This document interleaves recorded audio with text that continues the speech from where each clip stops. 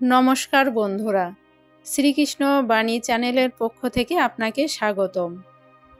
আজকে আমরা জানব অক্ষয় তৃতীয়া তিথির মাহাত্ম্য।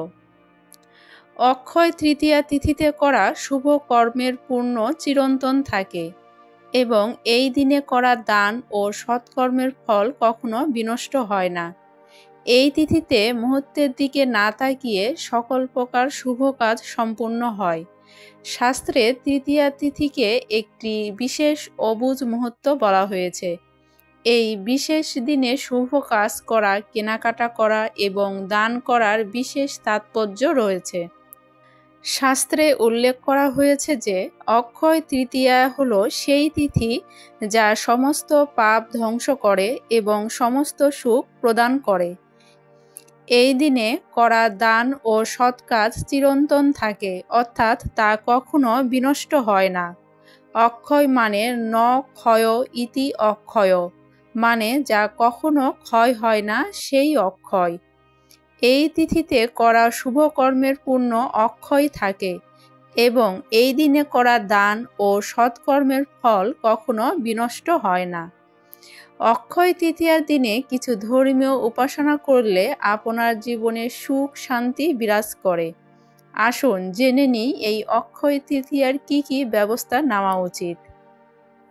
ধন সম্পদ লাভের জন্য এই দিনে আপনার উপাসনালয় পরিষ্কার করার পর নিয়মকানুন মেনে ভগবান বিষ্ণুর সঙ্গে লক্ষ্মীর পুজো করুন।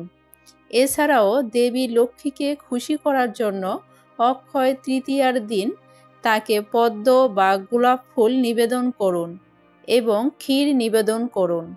এটি করলে জীবনে ধন সম্পদ ও সমৃদ্ধি আসে।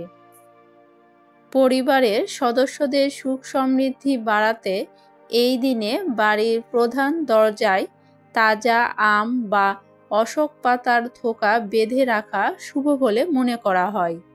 এতে করে ঘরে পজিটিভ এনার্জিও প্রবেশ করবে। বৃদ্ধির জন্য সোনা কিনুন।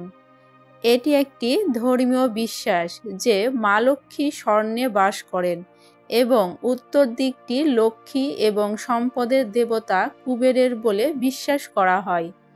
অক্ষয় তৃতীয়ায় সোনা কিনলে তা কখনো ক্ষয় হয় না এবং পরবর্তী প্রজন্মের জন্য বেড়ে যায়। এই দিনে সোনা কিনলে বাড়ির উত্তর দিকে রাখুন।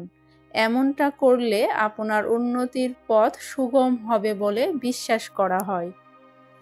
গাছ লাগালে পূর্ণ হয়। শাস্ত্র মতে যারা এই দিনে পরিবেশ রক্ষার শপথ নেন এবং আম, পাকড়, বট, আমলকি, লতা, জাম, নিম প্রভৃতি ফলের বৃক্ষরোপণ করে জীব সকল প্রকার সুখ লাভ করে।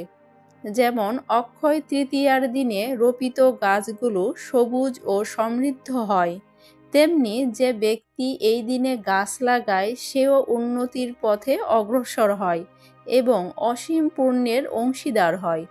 বিশ্বাস করা হয় যে এই দিনে চারা রোপণ করলে প্রচুর ফল পাওয়া যায়। যে ব্যক্তি বৃক্ষ রোপণ করে ছায়া দেয় সে সকল কষ্ট থেকে মুক্তি পায়। দান দুঃখ দূর করবে। বিশ্বাস করা হয় যে এই দিনে ছাতু অবশ্যই খাওয়া উচিত। বসন্তের শেষ দিন এবং গ্রীষ্মের শুরুর দিন, তাই অক্ষয় তৃতীয়ার দিনে কলস ভরা জল, পাখা, পাদুকা, চাটাই, ছাতা, চাল, লবণ, ঘি, তরমুজ, গ্রীষ্মের শুরুতে শশা, চিনি, ছাতুর মতো উপকারী জিনিস দান অত্যন্ত পুণ্য বলে বিবেচিত হয়। বন্ধুরা, উপরোক্ত শাস্ত্র অনুসারে আপনারা কাজ করুন, দেখবেন আপনার জীবনটি অনেক সুন্দর ও সুখময় হয়েছে। আজকের ভিডিও এই পর্যন্তই।